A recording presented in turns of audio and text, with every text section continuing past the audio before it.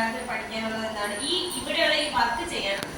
കുറച്ച് വർക്ക് കൊടുത്തിട്ടുണ്ട് ടെക്സ്റ്റ് ബുക്കിനകത്തെ. ഈ വർക്ക് നമുക്ക് ചെയ്യണം. ഇതിനകത്ത് കുറെ വിട്ടുപോയ അക്ഷരങ്ങൾ പൂരിപ്പിക്കാന്ന് കൊടുത്തിട്ടുണ്ട്. അത് ഓരോ വാക്കുകളാണ് കൊടുത്തേക്കുന്നത്. അവിടെ വിട്ടുപോയ അക്ഷരത്തിന്റെ അവിടെ ഫസ്റ്റ് നോക്കി നമ്മൾ ആ വരുന്ന ഏത് വാക്കാണ് പഠിച്ചത്? അമ്മയാണ് പഠിച്ചത് അല്ലേ? അപ്പൊ അവിടെ നോക്ക് ഇമ്മ എന്നുള്ള അക്ഷരമുണ്ട്. അപ്പൊ നമ്മൾ അവിടെ ഏതാണ് വിട്ടുപോയത്? ആ എന്ന അക്ഷരം വിട്ടുപോയത് ഏതാണ്? അപ്പൊ എന്ത് ചെയ്യണം? എന്ത് ചെയ്യണം? ആ എന്ന അക്ഷരം നമ്മൾ അവിടെ എഴുതി. അതുപോലെ തന്നെ തൊട്ടടുത്ത് ഞാ എന്ന അക്ഷരമുണ്ട്. അപ്പൊ അവിടെ എന്താണ്? ഏത് വാക്കാണ്? മനസ്സിലായോ? പിന്നെ അടുത്ത് നോക്ക്, അതിന്റെ അപ്പുറത്ത് ലാ എന്ന അക്ഷരമുണ്ട്. അപ്പൊ നമ്മൾ അവിടെ എന്ത് ചേർക്കണം? വാ ചേർക്കാം നമുക്ക്. അപ്പൊ എന്താവും? വല. ഇനി അടുത്ത് നോക്ക്, അതുപോലെ ഇച്ചയുണ്ട്. അപ്പൊ എന്താണ്? നമ്മള് ഏത് ചേർക്കും? ഓരോ നമ്മൾ നേരത്തെ പഠിച്ചിട്ടുള്ള ഓരോ വാക്കുകൾ നോക്കിയേ. ഈച്ച.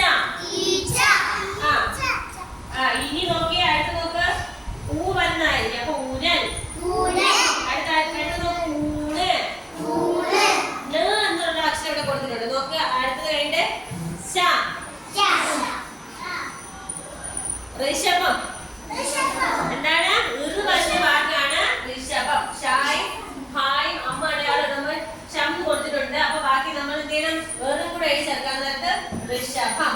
അടുത്ത് നോക്കാം, അവിടെ ലീ ഉണ്ട്. ലായിട്ട് ഈയിടുമ്പോ എന്ത് വായിക്കൂടെ? ലീ എന്ന് വായിക്കും. എന്ത് വായിക്കും? ലീ എന്ന് വായിക്കും അല്ലെ? അപ്പൊ നോക്കിയേ, എലി.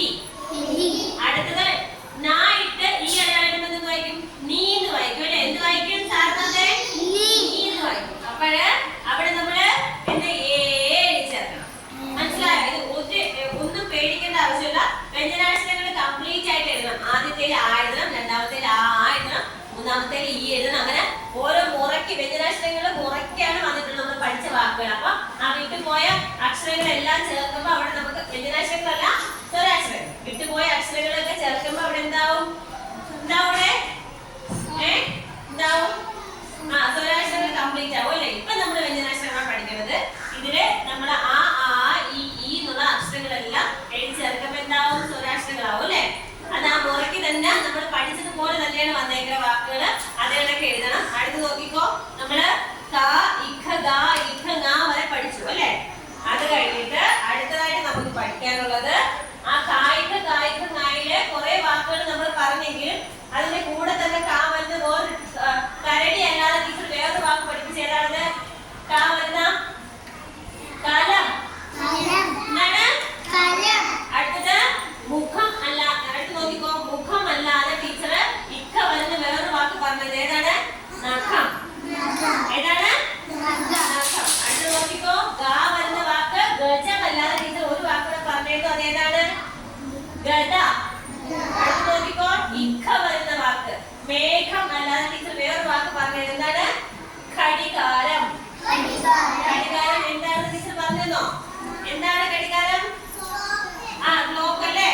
അതുപോലെ തന്നെ അടുത്തത് ഇങ്ങ വരുന്ന വാക്ക് നമ്മള് മാങ്ങയിന്ന് പഠിച്ചു. പിന്നെ ഒരുപാട് ഇങ്ങ വരുന്ന വാക്കുകൾ ഉണ്ടല്ലേ? തേങ്ങ, അങ്ങനെയൊക്കെ ഉണ്ടല്ലേ? പക്ഷെ നമ്മൾ ഇവിടെ പഠിക്കുന്ന ഇങ്ങക്ക് ങായാണ്. ഇങ്ങയല്ല, അത് ങായാണ്. ആ ങായ്ക്ക് ടീച്ചർ പറയുന്ന ആ വാക്ക് രണ്ടും നമ്മൾ ഉപയോഗിക്കില്ല. ஞാവു എന്നൊക്കെ എഴുതുന്ന ങായാണ് നമ്മള് വ്യഞ്ജനാക്ഷരങ്ങളിൽ ലാസ്റ്റ് പഠിച്ച അക്ഷരം. അടുത്ത് നോക്കിക്കോ, ഇവിടെ നോക്കിക്കോ, അടുത്ത വ്യഞ്ജനാക്ഷരങ്ങൾ അടുത്ത് വരുന്നത് ചാ,